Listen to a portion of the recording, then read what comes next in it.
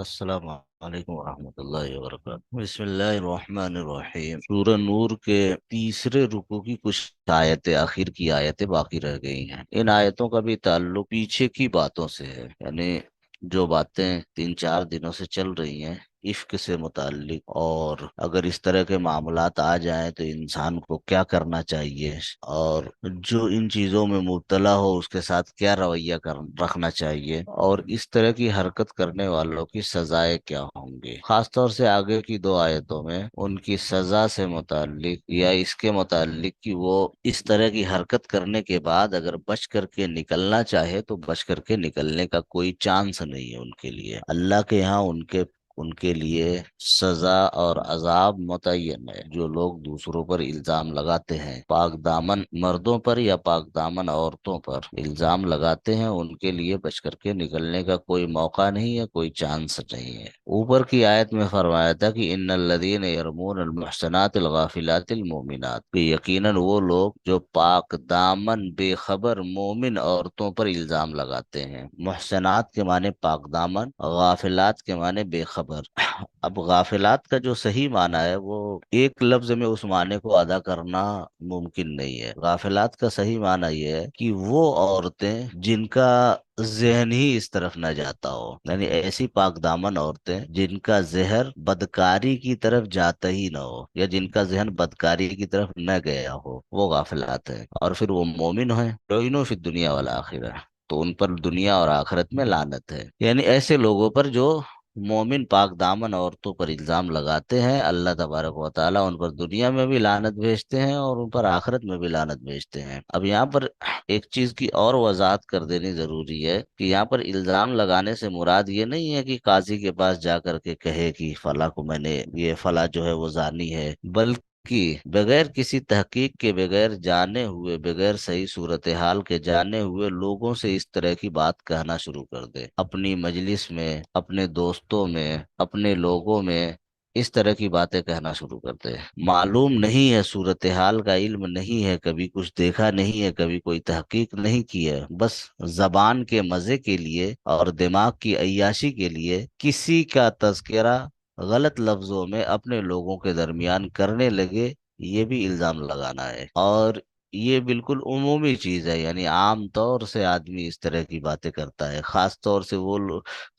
سے ان کے سلسلے میں جن سے دشمنی ہوتی ہے، جن سے عداوت ہوتی ہے کسی درجے میں، تو آدمی بے تکلف ان کے اوپر الزام لگا دیتا ہے۔ آدمی بے تکلف ان کے بارے میں بری بھلی باتیں کہہ دیتا ہے، ایسی باتیں جن کا حقیقت سے کوئی تعلق نہیں ہے، یا کسی غیر معتبر آدمی کی زبان سے کسی نے کوئی بات سنی اور اسی بات کو نقل کرنا شروع کر دیا، کسی دوسرے سے کہہ دیا، تیسرے سے کہہ دیا، چوتھے سے کہہ دیا، اسی طرح کی باتیں نقل کرنا شروع کر دیا، تو یہ سب کے سب الزام لگانے ہی میں آئے گا۔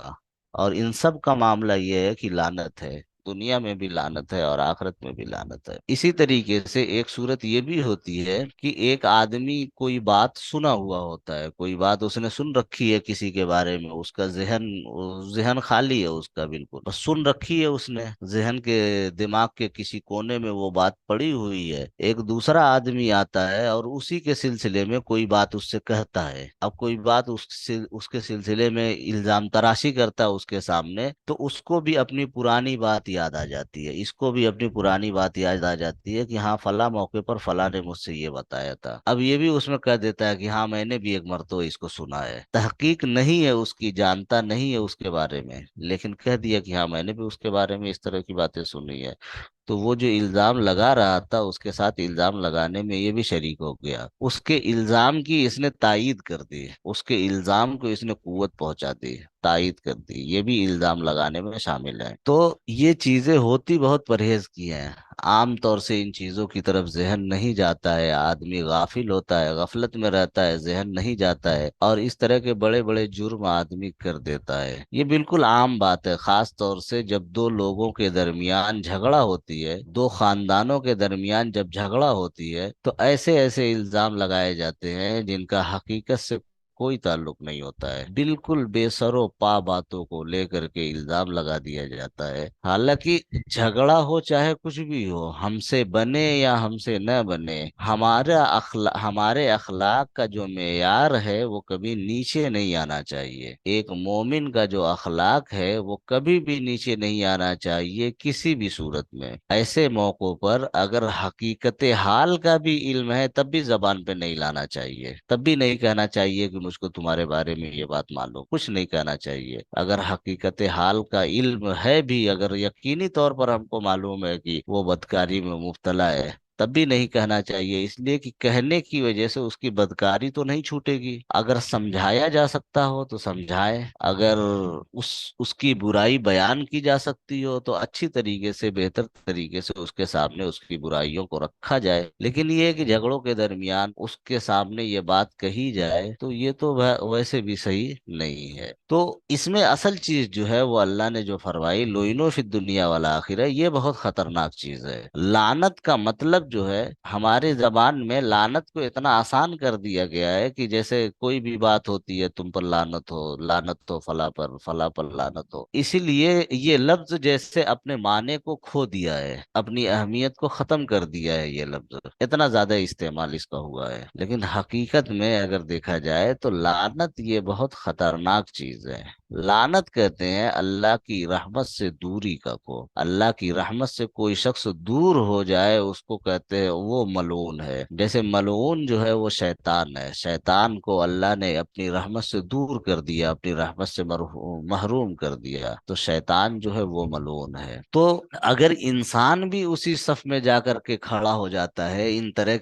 तरह की हरकतें करके या इस तरह का काम करके, तो जाहिर है कि फिर उसके और शैतान में क्या फर्क है। अगर उसने भी इल्जाम लगा करके अल्लाह की लानत अपने ऊपर ले ली है तो फिर उसमें और इन शैतान में क्या फर्क है। तो ये है बहुत खतरनाक चीज लानत। दुनिया में भी अल्लाह की लानत होने का मतलब ये है कि दुनिया में भी वो रहमत से महरूम हो जाएगा और आखिरत में भी रहमत से महरूम हो जाएगा। रहमत से महरूम होने का ये मतलब नहीं है कि वो मर जाएगा। रहमत से महरूम होने का ये मतलब नहीं है कि उसका दाना पानी बंद हो जाएगा, दाना पानी उसका चलता रहेगा। कुछ रहमतें अल्लाह की ऐसी हैं जो हर हाल में चलती हैं, जो सबको मिली हुई रहती हैं, वो हर हाल में चलती हैं। जैसे ऑक्सीजन सबको मिलता है, खाना पानी सबको मिलता है, सेहत सबको मिलती है, वक्त सबको मिलता है। ये नेमतें आम है, ये खत्म नहीं होती, ये छीनी नहीं जाती। और कुछ नेमतें आम नहीं होती हैं, कुछ नेमतें खास होती हैं। खास नेमतों में जैसे तौहीद की तौफीक का मिलना, अल्लाह की इबादत की तौफीक का मिलना, अल्लाह के हुक्म पर चलने की तौफीक का मिलना, अल्लाह की मना की हुई बातों से रुकने की तौफीक का मिलना, ये खास रहमतें हैं। और जब अल्लाह की लानत किसी के ऊपर हो जाती है तो उससे ये खास रहमतें छीन ली जाती हैं। यानी वो सजदों से महरूम कर दिया जाता है, वो नमाजों से महरूम कर दिया जाता है, वो ज़कातों से महरूम कर दिया जाता है, वो सदका और खैरात से महरूम कर दिया जाता है, वो अल्लाह के रजा वाले कामों से महरूम कर दिया जाता है। तो दुनिया में तो ये लानत होती है, और आखिरत में लानत ये होती है कि इन्हीं महरूमियों के नतीजे में उसे जहन्नम में डाल दिया जाता है। दुनिया में लानत हुई, वो नेकियों से महरूम कर दिया गया, और जब नेकियों से महरूम रहा तो आखिरत में उसी बुनियाद पर उसको जहन्नम में डाल दिया गया। न दुनिया में उसने नमाज पढ़ी, न दुनिया में उसने सदका खैरात किया, न अल्लाह की रजा को तलाश किया, न अल्लाह के बताए हुए रास्ते पर वो चला, कुछ भी नहीं किया। तो जाहिर है कि आखिरत तो उसकी खराब होनी ही होनी है। तो दुनिया में भी लानत है और आखिरत में भी लानत है। ये बहुत खतरनाक चीज है, बहुत ही ज्यादा हसास चीज है। आदमी को इसको महसूस करना चाहिए, आदमी को इसको समझना चाहिए कि ये कितनी हसास चीज है। उमूमी अहवाल में आदमी एक दूसरे के ऊपर लानत कर देता है कि लानत हो तुम पर या फला पर लानत हो, नहीं करनी चाहिए। जाहिर है कि अगर फला पर लानत हो जाएगी तो फिर मुश्किल खड़ी हो जाएगी, फिर दिक्कत खड़ी हो जाएगी। तो ऐसा शख्स जो लोगों पर इल्जाम लगाता फिरता है, लोगों की पाक पाक दामनियों को तार तार करता है, उस पर दुनिया में भी लानत है और आखिरत में भी लानत है। वलहुम अज़ाबुन अज़ीम, और उसके लिए बड़ा अजाब है, दर्दनाक अजाब है, सख्त अजाब है उसके लिए। और ये अजाब कब होगा? यौम तशहदु अलैहिम अलसिनतुहुम व अयदीहिम व अर्जुलुहुम बिमा कानू यामलून, कि जिस दिन गवाही देंगे उसके खिलाफ उसकी जबानें, उसके हाथ, उसके पाँव, उन चीजों पर जिसको वो करता था। यानी ये अजाब उसको क्यामत के दिन दिया जाएगा, ये सख्त سخت عذاب اس کو قیامت کے دن ہوگا، انصاف کے دن سخت عذاب ہوگا اس کے لیے، اور اس دن اس کے لیے یہ چانس نہیں رہے گا کہ وہ بچ جائے، جھوٹ بول دے، جھوٹ بول کر کے نکل جائے، یہ اس کے لیے ممکن نہیں رہے گا۔ آدمی وہاں پر بھی کوشش کرے گا، یعنی اللہ کے یہاں بھی کھڑا ہو کر کے جھوٹ بولنے کی کوشش کرے گا، جب اس سے کہا جائے گا، جب اللہ کی طرف سے یہ سوال ہوگا کہ فلاں پر تم نے الزام کیوں لگایا، فلاں کی پاک دامنی پر تم نے شبہ کیوں کیا، فلاں کی عزت تم نے تار تار کیوں کی، تو وہاں پر بھی وہ جھوٹ بولنے کی کوشش کرے گا کہ نہیں، میں نے ایسا نہیں کیا ہے۔ فرشتوں کا لکھا ہوا دکھایا جائے گا کہ یہ فرشتوں نے لکھا ہے، تو کہہ دے گا کہ ان کو کوئی غلط فہمی ہو گئی تھی، فرشتوں کو لکھنے میں کوئی غلط فہمی ہو گئی تھی، میں نے ایسا نہیں کیا ہے۔ تو اس کے بعد آخری حربہ اس کے لیے استعمال کیا جائے گا، اور آخری حربہ یہ ہوگا کہ اس کے منہ کو بند کر دیا جائے گا۔ منہ کو بند کرنے کا مطلب یہ ہے کہ بولنے کا اختیار اس سے چھین لیا جائے گا، بولنے کا اختیار اس کا ختم ہو جائے گا، اور پھر اس کے بعد اس کے جسم کے اعضا گواہی دیں گے۔ زبان سے اگر اس نے الزام لگایا ہے کسی کے اوپر، تو اس کی زبان بول کر کے گواہی دے گی کہ ہاں اس نے الزام لگایا ہے۔ ہاتھ سے اگر کسی کی عزت تار تار کی ہے، تو ہاتھ اس کا گواہی دے گا کہ ہاں اس نے فلاں کی عزت تار تار کی ہے۔ کسی کی عزت ختم کرنے کے لیے اگر وہ پاؤں سے چل کر کے گیا ہے، تو اس کا پاؤں گواہی دے گا کہ ہاں یہ جو ہے اس کام میں یہ مبتلا تھا۔ جو بھی کام کیا ہوگا، جس عضو سے جو کام کیا ہوگا، وہی عضو جسم کا وہی حصہ اس کی گواہی، اس کے خلاف گواہی دے۔ تو ظاہر ہے کہ جب جسم کا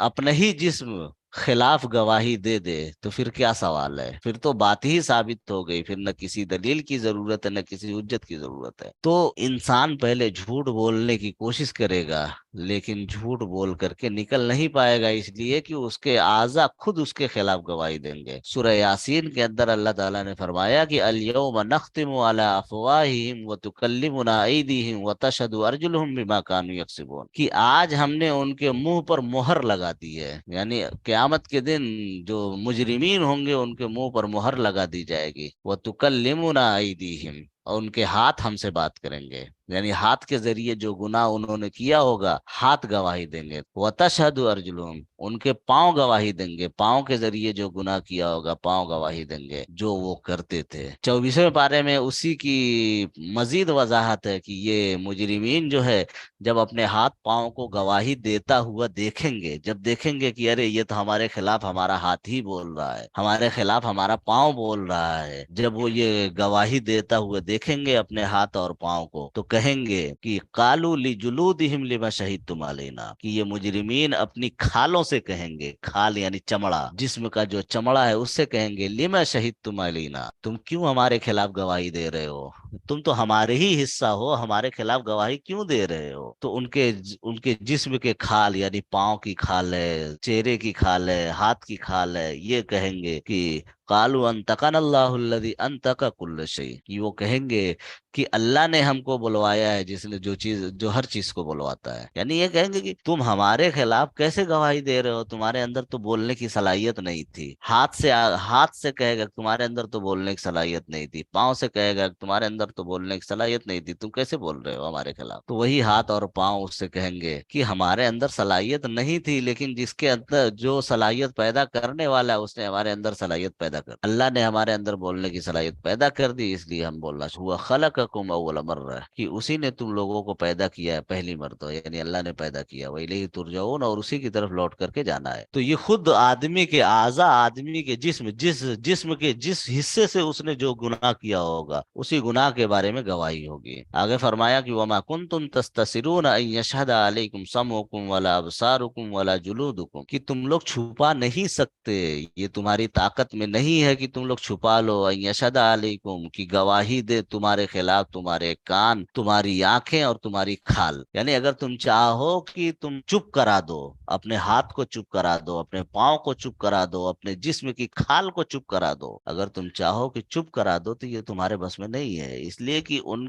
کے اندر بولنے کی صلاحیت اس وقت اللہ نے رکھی ہے، اس لیے نہ وہ تمہارے اعتبار سے بولیں گے، نہ تمہارے مطابق بولیں گے، اور نہ وہ تمہارے اختیار سے بولیں گے، جو بولیں گے بالکل حقیقت بولیں گے، اللہ کے اختیار سے بولیں گے اور حقیقت بولیں گے۔ وَلَٰكِن ظَنَنتُمْ أَنَّ اللَّهَ لَا يَعْلَمُ كَثِيرًا مِّمَّا تَعْلَمُونَ، لیکن تم لوگ گمان کرتے ہو کہ اللہ تعالیٰ بہت سی چیزوں کو نہیں جانتا ہے، انسان کو یہ غلط فہمی ہوتی ہے کہ اللہ بہت سی چیزوں کو نہیں جانتا ہے، حالانکہ اس کو یہ غلط فہمی اپنی ہمیشہ دور رکھنی چاہیے کہ اللہ بہت سی چیزوں کو نہیں جانتا ہے۔ آدمی زبان سے تو اس کا اقرار کرتا ہے کہ اللہ کو ہر چیز کا علم ہے، لیکن اپنے عمل سے اکثر اس کا اظہار کرتا ہے کہ اللہ کو بہت سی چیزوں کا علم نہیں ہے، ایسے کام کرتا ہے، ایسے عمل کرتا ہے کہ جیسے لگتا ہے کہ اللہ کو یہ چیزیں معلوم نہیں ہے۔ آدمی تنہائی میں ہوتا ہے بہت آسانی کے ساتھ گناہ کر لیتا ہے، ظاہر ہے کہ اس کا تنہائی میں آسانی کے ساتھ گناہ کا کر لینا یہ اس کا عمل بتا رہا ہے کہ اس کے ذہن میں یہ بات ہے کہ اللہ دیکھ نہیں رہا ہے۔ اگر اس کو پورا یقین ہوتا، مکمل یقین ہوتا کہ اللہ دیکھ رہا ہے، تو وہ تنہائی میں اتنی آسانی کے ساتھ گناہ نہیں کرتا، اتنی آسانی کے ساتھ وہ گناہ نہیں کر پاتا۔ اور اس کا بھی اندیشہ، یہ چیز بھی ظاہر ہوتی ہے کہ آدمی کو اللہ سے زیادہ بندوں سے خوف ہے، کہ وہ بندوں سے تو بچ گیا، لیکن تنہائی میں جہاں پر اللہ موجود ہے وہاں پر اس نے گناہ کر لیا۔ تو اللہ ہر چیز کو جاننے والا ہے۔ تو اس دن جو اس طرح کے مجرم ہوں گے، الزام لگانے والے جو مجرم ہوں گے، جو دوسروں پر الزام لگائے ہوں گے، دوسروں کی عصمتوں کے ساتھ کھلواڑ کیا ہوگا، وہ جھوٹ بول کر کے نکلنے کی کوشش کریں گے، لیکن ظاہر ہے کہ وہ انصاف کا دن ہے، سب سے بڑے انصاف کا دن وہ ہے۔ اس دن وہ جھوٹ بول کر کے نہیں نکل پائیں گے۔ تشہد علیہم السنتہم، یعنی ان کی زبان خود ان کے خلاف گواہی دے گی، یعنی ان کے اختیار کے بغیر ان کی زبان بولے گی۔ وَأَيْدِيهِمْ، اور ان کے ہاتھ ان کے خلاف گواہی دیں گے۔ وَأَرْجُلُهُمْ، اور ان کے پاؤں ان کے خلاف گواہی دیں گے۔ بِمَا كَانُوا يَعْمَلُونَ، ان لوگوں کے لیے، ان چیزوں کے بارے میں جو وہ کرتے تھے۔ اب اس میں اگر آپ غور کریں تو ان لوگوں کے لیے جو اس طرح کی چیزوں کا شکار ہوتے ہیں، ان کے لیے بہت بڑی تسلی ہے، ان کے لیے بہت بڑی تسلی ہے۔ کسی کی عصمت پر اگر حملہ ہو گیا، کسی نے کسی پر اگر الزام لگا دیا، تو اس مظلوم کے لیے اس کے اندر بہت بڑی تسلی کی چیز کہ اس کے اوپر جو الزام لگایا گیا یا اس کے ساتھ جو ظلم کیا گیا، تو ایسا نہیں ہے کہ اس ظلم کا بدلہ اس کو نہ دیا جائے گا، اس کی مظلومیت رنگ نہیں لائے گی، ایسا نہیں ہوگا۔ اس کی مظلومیت کبھی نہ کبھی کسی نہ کسی موقع پر رنگ لائے گی، اور آخرت میں تو یقیناً اس کے ساتھ جو ظلم ہوا ہے اس کا بدلہ دیا جائے گا۔ آدمی اگر مکرنا چاہے گا تو بھی نہیں مکر سکتا، آدمی اگر مکرنا چاہے گا تو خود اس کے اپنے اعضا اس کے خلاف گواہی دے دیں گے۔ تو مظلوموں کے لیے، وہ لوگ جو ستائے گئے ہیں، وہ لوگ جن کو چوٹ پہنچائی گئی ہے، جن کو تکلیفیں پہنچائی گئی ہیں، ان کے لیے اس کے اندر تسلی کا بہت بڑا سامان۔ اللہ تعالیٰ نے ان کو یوں ہی نہیں چھوڑ دیا کہ وہ ضائع ہو جائے، یوں ہی نہیں چھوڑ دیا کہ ان کی وہ تکلیف جھیل لیں اور پھر ان کو بدلہ نہ ملے۔ اگر آج انہوں نے تکلیف جھیلی ہے تو کل کو وہ خوشی بھی محسوس کریں گے جب ان کو تکلیف پہنچے گی جنہوں نے ان کو تکلیف پہنچائی۔ ظاہر ہے کہ یہ اللہ ہے، اللہ کا انصاف جو ہے وہ ہو کر رہے گا۔ اگر آدمی نہیں ہے تو اس کو زندہ کر کے انصاف کیا جائے گا، لیکن اللہ کا انصاف ہر حال میں ہو کر کے رہے گا۔ یہ بہت بڑی تسلی کی بات ہے، اور یہ ہر معاملے میں ہوگا، انصاف ہر معاملے میں ہوگا، ظلم کا حساب ہر معاملے میں ہوگا، چاہے وہ عصمت کے معاملے میں ہو، چاہے وہ کوئی اور معاملہ ہو، ظلم کا حساب ہر حال میں ہوگا۔ اور اسی طریقے سے ہوگا، یعنی اس کا پیٹرن بھی اللہ نے بتا دیا کہ اس طرح سے ہوگا کہ وہ گواہوں کو مٹانے کی کوشش کرے گا، جھوٹ بول کر کے نکلنے کی کوشش کرے گا، لیکن اللہ تعالیٰ ایسے گواہ لا کر کے کھڑا کر دیں گے کہ پھر اس کے لیے انکار کرنا ممکن ہی نہیں رہے گا۔ ظاہر ہے کہ انصاف کا یہ اتنا مضبوط پیٹرن ہے کہ اس کے خلاف نہیں جایا جا سکتا، کوئی شخص اس کے خلاف نہیں جا سکتا۔ یومئذ یوفیہم اللہ دینہم الحق ویعلمون ان اللہ هو الحق المبین، کہ جس دن اللہ تعالیٰ ان کو پورا پورا بدلہ دے گا، سب کو پورا پورا بدلہ دیا جائے گا، سب کو مکمل بدلہ دیا جائے گا۔ جس نے جتنا ظلم کیا اس کو اس کا بدلہ ملے گا، اور جس نے جتنا ظلم سہا اس کو اس کا بدلہ دیا جائے گا۔ کسی کے بدلے میں کوئی کمی نہیں کی جائے گی، سب کو مکمل بالکل ناپ تول کر کے حساب کیا جائے گا، ناپ تول کر کے سب کو بدلہ دیا جائے گا۔ یومئذ یوفیہم اللہ، کہ جس دن اللہ تعالیٰ ان کو بدلہ دے گا، دینہم الحق، ان کے کاموں کا بالکل برابر پورا پورا بدلہ دے گا۔ وَيَعْلَمُونَ أَنَّ اللَّهَ هُوَ الْحَقُّ الْمُبِينُ، اور وہ جانتے ہیں کہ اللہ وہی اچھی طرح سے کھولنے والا ہے، یعنی سارے معاملات کو کھولنے والا، ساری چیزوں کو جاننے والا وہ اللہ ہے۔ یہ بات سب کو معلوم ہے کہ اللہ جو ہے ساری چیزوں کو جاننے والا ہے، ساری چیزوں کو کھولنے والا ہے۔ اللہ کی نگاہ سے کوئی چیز پوشیدہ نہیں ہے، اللہ کی نگاہ سے کوئی چیز چھپی ہوئی نہیں ہے، کوئی چیز بچی ہوئی نہیں۔ لہذا جب اس کے علم میں ساری چیزیں ہیں تو پھر اس کے لیے انصاف کرنا کچھ بھی مشکل نہیں ہے، اس کے لیے انصاف کرنا کچھ بھی مشکل نہیں ہے۔ جس نے جیسا کیا ہوگا اس کو ویسا بدلہ دیا جائے گا۔ کسی نے کسی کی عزت اچھالی ہوگی تو پھر اس کا ہر جانا اور اس کا تاوان اس کو دلایا جائے گا قیامت کے، جس شکل میں بھی ہو، جیسے بھی ہو، جس شکل میں بھی ہو، لیکن وہ دلایا جائے گا۔ کسی نے کسی کے اوپر ظلم کیا ہوگا تو اس ظلم کا بدلہ دلایا جائے گا۔ اس دن کے بدلے کا تو معاملہ یہ ہوگا کہ اگر کسی جانور نے کسی جانور کے اوپر ظلم کیا ہوگا تو بھی بدلہ دلوایا جائے گا۔ اس دنیا میں جتنے بھی ظلم ہو رہے ہیں ہر ظلم کا انصاف ہوگا۔ کوئی بھی ظلم ایسا نہیں ہوگا جو خالی چلا جائے اور اس کا انصاف نہ ہو۔ چھوٹا ظلم ہو چاہے بڑا ظلم، گالی دینے کا ظلم ہو یا جان سے مار ڈالنے کا ظلم ہو، چھوٹا ظلم ہو چاہے بڑا ظلم ہو، پریشان کرنے کا ظلم ہو یا گھر ڈھا دینے کا ظلم، آبادیاں اجاڑنے کا ظلم ہو یا سوئی چبھونے کا ظلم ہو، چھوٹا ظلم ہو بڑا ظلم ہو، ہر ظلم کا بدلہ ہوگا، ہر ظلم کا انصاف کیا جائے گا۔ آج آدمی جو چاہے کر لے، طاقت ہے، قوت کا نشہ ہے، جو چاہے آدمی کر لے، لیکن ظاہر ہے کہ جو بڑا انصاف کا دن ہوگا اس بڑے انصاف کے دن اللہ کے ہاتھ سے کوئی بچ کر کے نکل نہیں پائے گا۔ اس بڑے انصاف کے دن اللہ کے ہاتھ، اللہ کی گرفت سے کوئی شخص بچ کر کے نکل نہیں پائے گا، اور وہ وقت افسوس کا وقت بھی نہیں رہے گا کہ آدمی افسوس کر لے یا آدمی حسرت کر لے۔ جو وقت ہوگا سب گزر چکا رہے گا۔ اس لیے کہا جاتا ہے کہ دنیا کے اندر آدمی کو ہمیشہ سلجھا ہوا رہنا چاہیے، یعنی ایسے طریقے پر دنیا کے اندر آدمی کو رہنا چاہیے۔ اگر طاقت ہے تو بھی ایسے طریقے پر رہے کہ اگر کل کو طاقت نہ رہے، ختم ہو جائے کسی وجہ سے طاقت، تو کسی بھی طرح کی پریشانی نہ ہو۔ ایسے طریقے پر آدمی کو دنیا کے اندر رہنا چاہیے۔ یہ نہیں کہ طاقت ہے یا پیسے ہیں تو آدمی ظلم و ستم پر اتر جائے، اور کل کو جب طاقت اور پیسہ ختم ہو جائے تو پھر وہ کہیں منہ دکھانے لائق کا نہ رہے، یا کوئی ایسا نہ ہو جو اس کا ہمدرد ہو یا اس کا غمخوار ہو، کوئی ایسا نہ ملے۔ ظاہر ہے کہ یہ انسان کے لیے بیوقوفی کی بات ہے۔ طاقت اور پیسہ ہمیشہ رہنے والی چیز نہیں ہے، یہ ہمیشہ انسان کے پاس رہنے والی چیز نہیں ہے، یہ تو ہاتھ بدلتی رہتی ہے۔ طاقت ہے، ڈنڈا ہے، وہ ہاتھ بدلتا رہتا ہے، پیسہ ہے وہ ہاتھ بدلتا رہتا ہے، یہ تو فطرت کا حصہ ہے،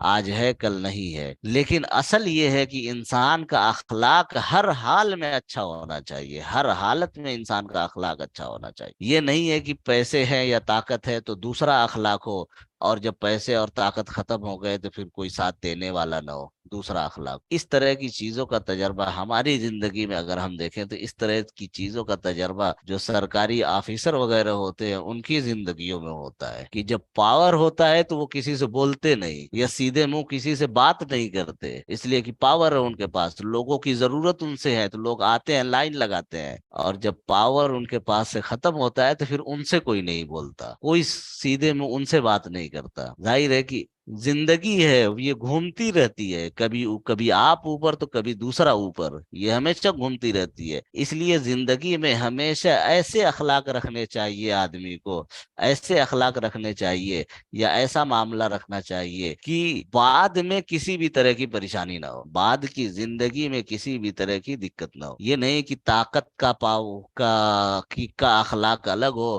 اور جب طاقت نہ ہو تو اخلاق الگ ہو، جب طاقت ہے تو کسی سے بولا نہیں، اور جب طاقت نہیں ہے تو لوگوں کے پیچھے پڑے ہوئے ہیں، بات کرنے کے لیے کوئی بات کرنے کو تیار نہیں ہے، تو شکایتیں کر رہے ہیں کہ مجھ سے کوئی بول نہیں رہا ہے، پھر اپنے بیٹھ کر کے اپنے ماضی کو یاد کر رہے ہیں کہ ارے وہ تو میرے یہاں لائن لگایا کرتا تھا، اب سیدھے منہ بات نہیں کرتا ہے۔ تو جب وہ لائن لگایا کرتا تھا تب آپ سیدھے منہ بات نہیں کر رہے تھے، اب ظاہر ہے کہ اب اس کو ضرورت نہیں ہے تو وہ سیدھے منہ بات نہیں کر رہا ہے، تو شکایت کی کیا بات؟ تو دنیا ہمیشہ الٹتی پلٹتی رہتی ہے، یہ گھومتی رہتی ہے، تو آدمی کو ہمیشہ اپنا اخلاق جو ہے ایک جیسا رکھنا چاہیے، اور ایسا اخلاق رکھنا چاہیے کہ جو ہر حال میں اس کے کام آئے، جو ہر وقت اس کا ساتھ دے، ایسا اخلاق رکھنا چاہیے۔ اور وہ اخلاق کیسا اخلاق ہے؟ وہ اخلاق جو ہے وہ رسول اللہ صلی اللہ علیہ وسلم کا اخلاق، کہ رسول اللہ صلی اللہ علیہ وسلم کا اخلاق شروع سے لے کر کے آخر تک ہمیشہ ایک رہا۔ آپ کی زندگی جو ہے وہ دو حصوں میں ہے، ایک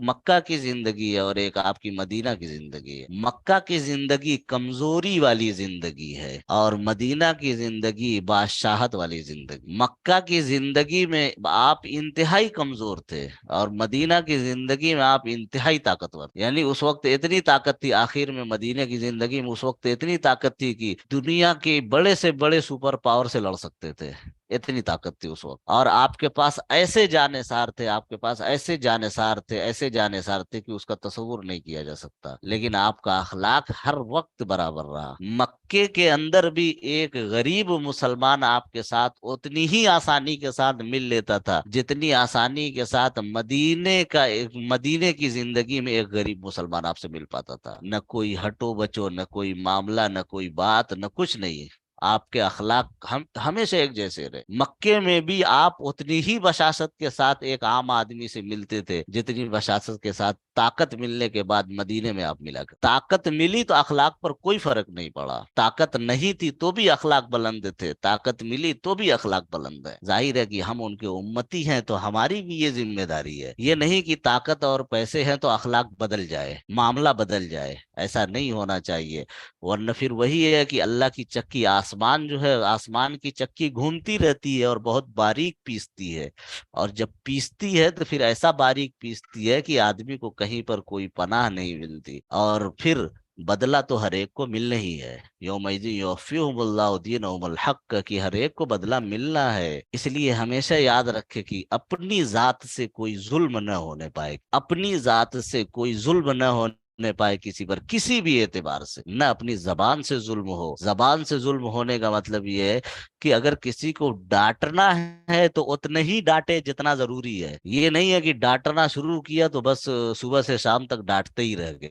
یہ بھی ظلم ہو جائے گا۔ اگر کسی کو کچھ کہنا ہے تو اتنا ہی کہے جتنا ضروری ہے، یہ نہیں کہ کہنا شروع کیا تو مہینوں تک تانے ہی دیتا رہ گیا آدمی۔ یہ ہوتا ہے عام طور سے کہ کوئی بات ہوتی ہے، مہینوں تک آدمی تانا دیتا رہتا ہے، ایک وقت ایسا آتا ہے کہ انہی تانوں کی بنیاد پر تکلیف ہونے لگتی ہے۔ اور یہ چیز خاص طور سے میاں بیوی کی زندگی میں ہوتی ہے کہ میاں بیوی کی زندگی میں کسی سے کوئی غلطی یا کوئی چوک کسی موقع پر ہو جاتی ہے، بیوی سے کوئی چوک ہو گئی، شوہر جو ہے اس کو سالوں تک تانا دیتا ہے، شوہر سے کوئی غلطی ہو گئی، بیوی جو ہے سالوں تک تانا دیتی ہے، تکلیف ہونے لگتی ہے، یعنی بہت زیادہ جب تانا بڑھ جاتا ہے تو تکلیف ہونے لگتی ہے۔ لیکن چونکہ ایک ساتھ زندگی گزارنی ہے اس لیے آدمی برداشت کرتا ہے، لیکن وہ برداشت بھاری پڑ جائے گا، وہ برداشت بھاری پڑ جائے گا۔ تانا دینا ہے، ٹھیک ہے، زوجین ہے، ایک دوسرے کے ساتھ حق ہے، ایک دوسرے پر حق ہے، تانا دے لیں، ٹھیک ہے، 2 مرتبہ دے لیں، 3 مرتبہ دے لیں، اتنا دیں کہ برداشت ہو جائے۔ لیکن بار بار تانا دینا کہ سامنے والے کو صبر کرنے کی ضرورت پڑے، اتنا تانا کہ سامنے والے کو صبر کرنے کی ضرورت پڑ جائے، تو پھر یہ چیز دقت پیدا کر دے گی، یہ چیز کہیں نہ کہیں دقت پیدا کر دے گی، یعنی یہ ظلم ہو جائے گا اور پھر اس کا بدلہ دینا پڑے گا قیامت کے دن، اللہ کے سامنے اس کا بدلہ دینا پڑے گا۔ تو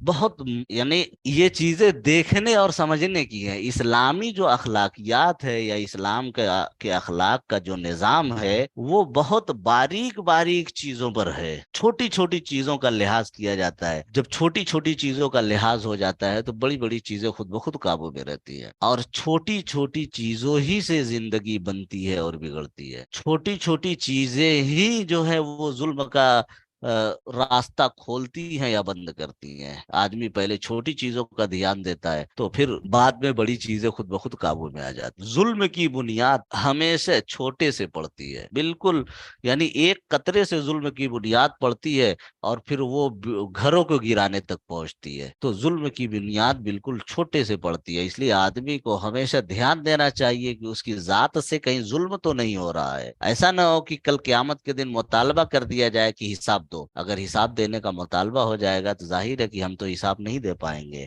بہت مشکل کھڑی ہو جائے گی۔ اسی لیے کہتے ہیں کہ آدمی کو ہر چیز آخرت کے اعتبار سے دیکھنی چاہیے، کوئی بھی کام کر رہا ہے تو یہ دیکھنا چاہیے کہ آخرت میں ہم اس کا حساب دے لیں گے یا نہیں دے لیں گے، ہم مطمئن ہیں، ہمارا ضمیر مطمئن ہے کہ ہم آخرت میں اللہ کے سامنے جواب دے لیں گے۔ اگر ہم مطمئن ہیں، ہمارا ضمیر مطمئن ہے تو ٹھیک ہے کر لیں، اور اگر شبہ ہے کہ نہیں دے پائیں گے تو پھر سوچ لیں کہ اگر اس کے بعد بھی کر رہے ہیں تو ظاہر ہے کہ اللہ کو منہ دکھانا ہے، کیا منہ دکھائے؟ تو آخرت رخی زندگی اگر آدمی کی ہو جائے کہ وہ ہر چیز آخرت کے لحاظ سے دیکھے، دنیا کا بڑے سے بڑا کام کرے، بڑے سے بڑا کام کرے دنیا کا، لیکن آخرت کے لحاظ سے کرے کہ اللہ کے سامنے اگر جواب دینا ہوگا تو دے لیں گے یا نہیں، اس کام کی وجہ سے کسی پر ظلم تو نہیں ہو رہا ہے، کہیں ایسا نہ ہو کہ ہم سے حساب لیا جانے لگے، ظلم کا بدلہ دلایا جانے، تو مشکل کھڑی ہو جائے گی۔ تو یہ تو ان لوگوں کی تسلی کا سامان ہو گیا جن کے ساتھ ظلم کیا گیا، ان کے لیے اللہ نے تسلی دے دی۔ اللہ نے آگے اوپر فرمایا تھا کہ یرمون المحصنات، کی جو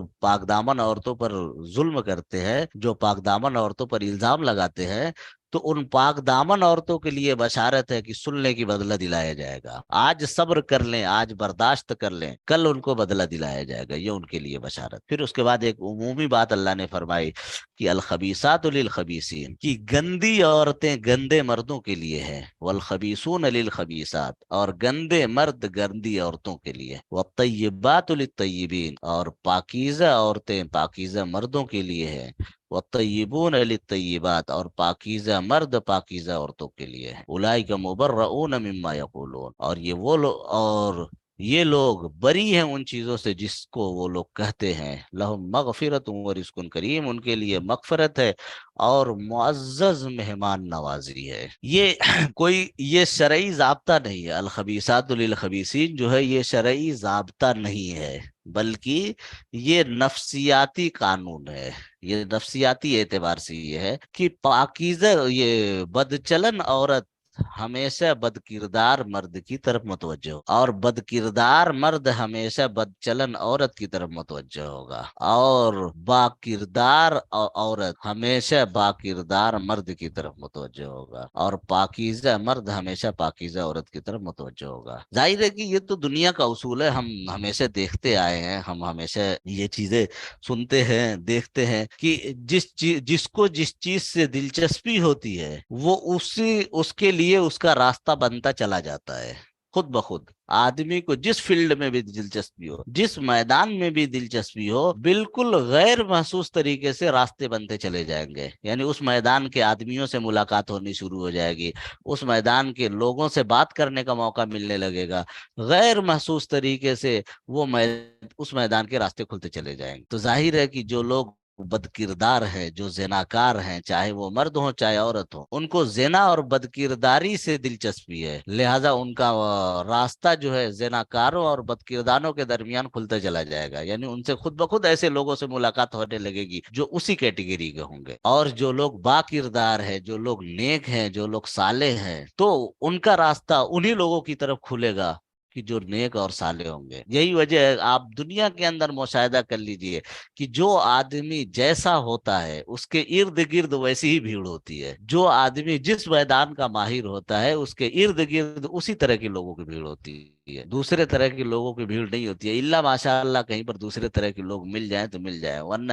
جو جیسا ہوتا ہے ویسی ہی بھیڑ اس کے ارد گرد ہوتی ہے۔ اس سے جو ہے ایک بات اور سمجھ میں آتی ہے، اس سے ایک بات اور واضح طور پر سمجھ میں آتی ہے، جس کی تائید جو ہے حضرت علی کے بعض اقوال وغیرہ سے بھی ہوتی ہے، کہ آدمی کو اس کے دوستوں سے پہچانا جا سکتا ہے، یعنی کوئی آدمی اگر ہے اس کو جاننا ہے کہ یہ کیسا آدمی ہے، یہ کیسا شخص ہے، تو اس کو اس کے دوستوں سے پہچان سکتے ہیں، دیکھ لیں اس کے آس پاس کیسے لوگ ہیں، اس سے ملنے جلنے والے لوگ کیسے ہیں۔ ظاہر ہے کہ گنڈوں سے گنڈے ہی ملنے کے لیے آئیں گے، چاہے وہ پولیس کے گنڈے ہوں چاہے کوئی اور گنڈے ہوں، بدماشوں سے بدماشی ہی ملنے آئیں گے، چوروں سے چوری ہی ملنے آئیں گے، اور نیک لوگوں سے نیک ہی لوگ ملنے آئیں گے، اللہ ماشاء اللہ کسی نیک کے پاس کوئی گنڈا نظر آ جائے۔ تو آدمی کے آس پاس کس طرح کے لوگوں کا مجمع ہے، کس طرح کے لوگوں کی بھیڑ ہے، کس طرح کے لوگوں کے ساتھ اس کا اٹھنا بیٹھنا ہے، خود ہی اندازہ ہو جائے گا۔ شرابی کی دوستی شرابی ہی سے ہوتی ہے، زناکار کی دوستی زناکاری ہی سے ہوتی ہے، چور کی دوستی چوری ہی سے ہوتی ہے۔ اب یہ کوئی بالکل ایسا قاعدہ نہیں ہے کہ ایسے ہی ہوگا، اس کے خلاف بھی کہیں پر ہو سکتا ہے، لیکن عمومی احوال میں ہوتا یہی ہے۔ اگر کوئی شخص ایسا ہے، اگر کوئی شخص بدماش ہے، گنڈا ہے، تو آپ اگر دیکھیں کہ اس کے پاس 5 آدمی ملنے کے لیے آئے ہیں، تو یقیناً 3 جو ہے اسی کیٹیگری کے ہوں گے، 2 الگ ہو سکتے ہیں، لیکن 3 جو ہے وہ اسی کے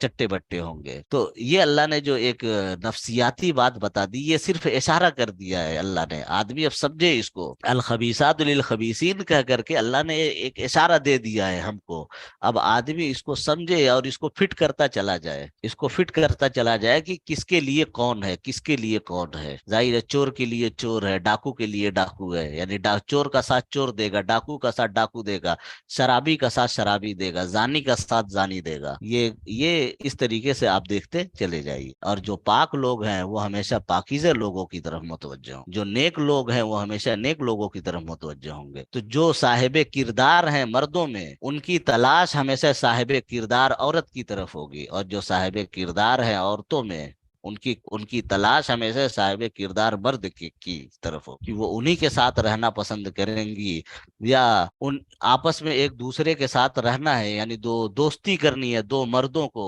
تو صاحب کردار ہی سے دوستی کرے گا۔ اگر نکاح وغیرہ کا معاملہ ہے تو صاحب کردار ہی کی طرف متوجہ ہوگا۔ اچھا، اس میں ایک چیز اور بھی ہے،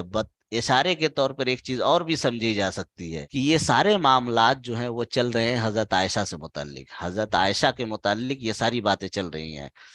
چونکہ ان کے اوپر جو الزام لگا تھا اسی کی بنیاد پر اللہ تعالیٰ نے یہ ساری ہدایات دی۔ اب اس سے ایک بات بالکل واضح طور پر سمجھ میں آتی ہے، بطور اشارے کے واضح طور پر سمجھ میں آتی ہے، کہ ظاہر ہے کہ رسول اللہ صلی اللہ علیہ وسلم سے بڑھ کر کے طیب کون تھا؟ آپ سے بڑھ کر کے طیب کوئی نہیں ہے، اور آپ کا نکاح حضرت عائشہ سے ہوا، تو اس کا مطلب یہ ہے کہ وہ بھی طیب ہے، تبھی تو آپ کا نکاح ان سے ہوا۔ اگر وہ طیب نہیں ہوتی تو آپ سے نکاح ہی نہیں ہوتا۔ اللہ نے جو یہ بات بتائی ہے، اس سے خود بخود حضرت عائشہ کی عصمت بھی ثابت ہوتی ہے، خود بخود حضرت عائشہ کی عصمت اس سے ثابت ہوتی ہے۔ اور ایک بات اور بھی ہے کہ انبیاء کی جو بیویاں ہوتی ہے وہ زناکاری وغیرہ سے محفوظ ہوتی ہیں، اللہ کی طرف سے انتظام ہوتا ہے کہ انبیاء کی بیوی کفر تو کر سکتی ہے لیکن زنا نہیں کر سکتی۔ حضرت عبداللہ ابن عباس کی روایت، حضرت عبداللہ ابن عباس نے فرمایا کہ ماں بقت من زوج نبی قط، کہ کسی نبی کی بیوی نے کبھی بھی زنا نہیں کیا۔ ظاہر ہے کہ زناکاری جو ہے یہ ذلت اور گھٹیا پنے کی علامت ہے، اور کوئی نبی جو ہے کسی گھٹیا آدمی کے ساتھ نہیں رہ سکتا، کسی گھٹیا شخص کے ساتھ نبی نہیں رہ سکتا، یہ گھٹیا پنے کی علامت ہے، آدمی کے غیر معیاری ہونے کی دلیل ہے۔ زناکار کا مطلب یہ ہے کہ وہ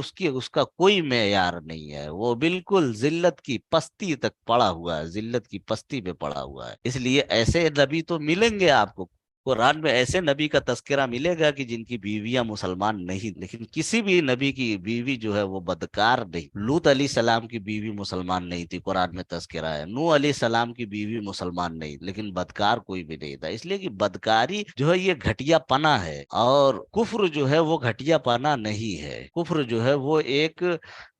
عقیدے کا معاملہ ہے۔ تو اس لیے اس کے اشارے سے بھی، یعنی والطیبات للطیبین والطیبون للطیبات کے اشارے سے بھی یہ بات پتہ چلتی ہے کہ حضرت عائشہ بالکل پاک دامن ہے۔ اگر وہ پاک دامن نہ ہوتی تو رسول اللہ صلی اللہ علیہ وسلم کے نکاح میں نہ آتی۔ اولئک مبرؤون مما یقولون، اور وہ لوگ بری ہیں اس بات سے جس کو یہ لوگ کہتے ہیں، لو مغفرت و رزق کریم، ان کے لیے مغفرت ہے اور رزق کریم ہے، معزز مہمان نوازی ہے، یعنی جو پاکیزہ لوگ ہیں ان کے لیے مغفرت ہے، اللہ کی طرف سے ان کو مغفرت سنائی جائے گی، مغفرت کی خوشخبری سنائی جائے گی۔ ورزق کریم، اور معزز مہمان نوازی، یعنی جنت میں ان کے لیے مہمان نوازی کا انتظام کیا جائے کہ جنت میں ان کے لیے مہمان نواز۔ تو یہ چیزیں ہیں جن کو آدمی کو دھیان رکھنا چاہیے، جن کو آدمی کو سوچنا چاہیے، کہ کسی پر الزام نہ لگائے، کوئی ایسا کام نہ کرے کہ ظلم ہو جائے، ورنہ بدلہ دینا پڑے گا تو پھر مشکل کھڑی ہو جائے گی۔ ٹھیک ہے، اب آگے کی جو آیت، آگے کا جو رکوع ہے، اس رکوع کے اندر گھروں میں آنے جانے